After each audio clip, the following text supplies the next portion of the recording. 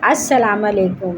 मैं हूं नसरीन और आप देख रहे हैं यूट्यूब चैनल मनोसलवा व्लॉग। तो आज मैं आपके लिए एक बहुत ही मसालेदार, चटपटी और खूब टेस्टी रेसिपी लेकर आई हूं। वो है मटन कढ़ाई, जो कि हमें हाईवे पे मुख्तलिफ़ होटलों पे और ढाबों पे मिलती है। और ये गरम गरम कढ़ाई हो और गरम गरम नान, तो खाने का एक अपना ही मज़ा है। तो इस जैसी बहुत सारी इजी और टेस्टी रेसिपी देखने के लिए आप जल्दी से मेरे चैनल मनोसलवा व्लॉग को सब्सक्राइब कर लें। तो चलें, वीडियो शुरू करने से पहले बिस्मिल्लाहिर्रहमानिर्रहीम।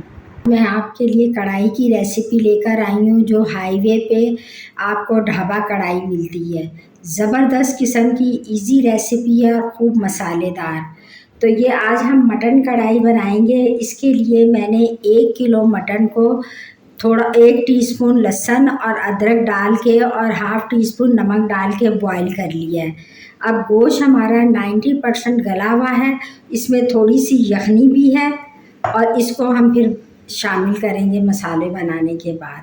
उसके अलावा मैंने 2 अदद बड़े साइज़ के प्याज लेके इसमें लहसुन और अदरक थोड़ा सा चॉप कर लिया था, और 4 अदद बड़े साइज़ के टमाटर थे, 1 पाव के बराबर।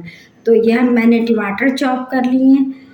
बाकी ये मसाले हैं, इसमें हल्दी, कुटी मिर्च, सूखा धनिया और सफ़ेद ज़ीरा, ये अपने टेस्ट के मुताबिक।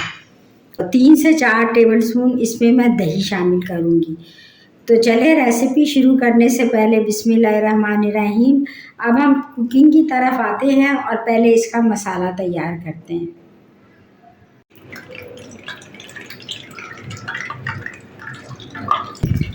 मैंने क्वार्टर कप ऑयल डाला है। अब ये इसमें प्याज शामिल कर दूँगी।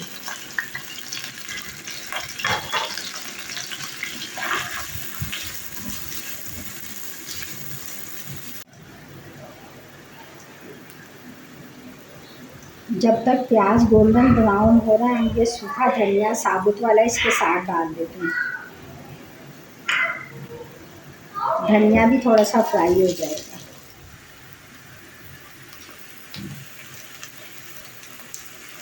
अब ये प्याज को मैंने बिल्कुल गोल्डन ब्राउन किया है, मतलब ब्राउन नहीं है, गोल्डन पिंक कलर है प्याज का। तो अब मैं इसमें ये टमाटर शामिल कर दूँगी। साथ ही ये मैं सारे सूखे मसाले शामिल कर दूँगी।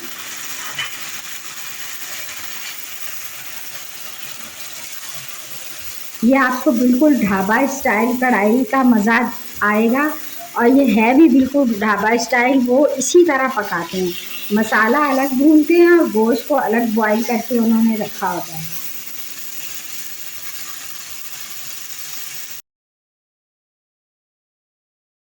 तो चेक कराती हूँ हुआ है, और बाकी जो 10% है वो मसाले के साथ गलेगा। और ये इसमें थोड़ा सा इसकी यखनी है, जो इसका टेस्ट सूप इसका जो है वो भी हम इसमें शामिल करेंगे। तो चलो,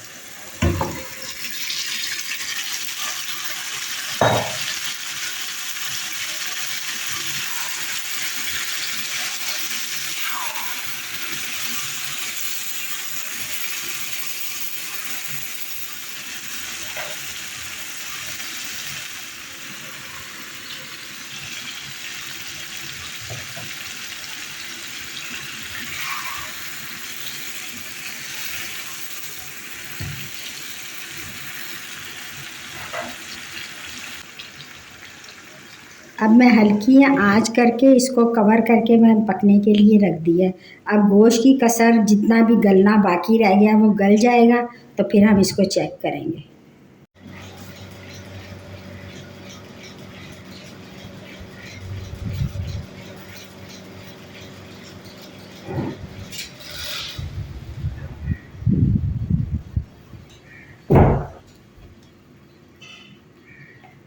अब इसको पकते हुए तकरीबन 20 मिनट हो गए।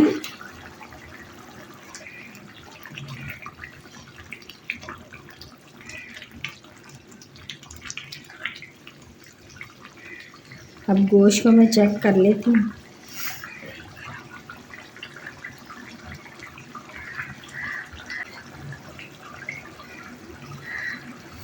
गोश्त बिल्कुल गल चुका है।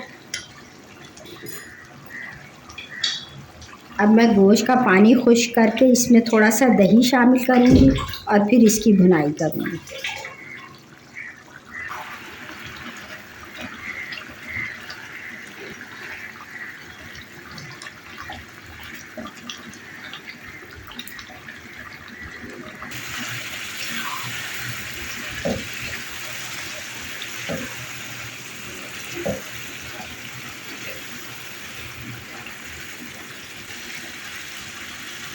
जब भी आप हाईवे पे जाएंगे तो ढाबे के ऊपर आपको मसालेदार कढ़ाई मिलेगी, जो नान के साथ खाने में इंतहाई टेस्टी और जायकेदार होती है कि अगर एक दफ़ा आप ये बना लेंगे ना तो आपके घर में हमेशा यही कढ़ाई बनेगी। मेरे यहाँ तो हमेशा मसालेदार। पहले मैं इसमें दही शामिल करूँगी।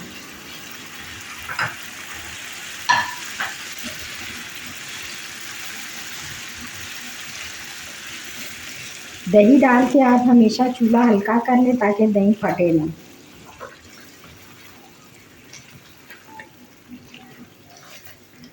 अब दही का पानी खुश्क होगा तो हम इसकी थोड़ी सी भुनाई करके हमारी मटन कढ़ाई रेडी है। मटन कढ़ाई रेडी है। ये थोड़ा सा अदरक और हरी मिर्चें मैं इसमें शामिल करूँगी, बाकी मैं गार्निश में डालूँगी।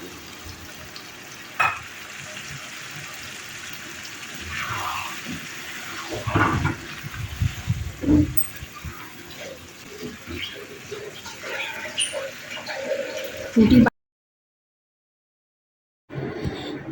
एक टिप है कि अगर आपने मटन कढ़ाई बनानी हो तो जब गोश्त आए तो उसको आप लहसुन अदरक डाल के और खड़े मसाले डाल के बॉईल करके आप फ्रिज में रख दें। और जब भी आपको कढ़ाई बनानी हो, आपके पास टाइम भी कम हो, तो आप सिर्फ मसाला बनाएं और उसमें गोश्त शामिल कर दें तो ज़बरदस्त मटन कढ़ाई रेडी हो जाएगी, वो भी झटपट और बहुत कम टाइम में।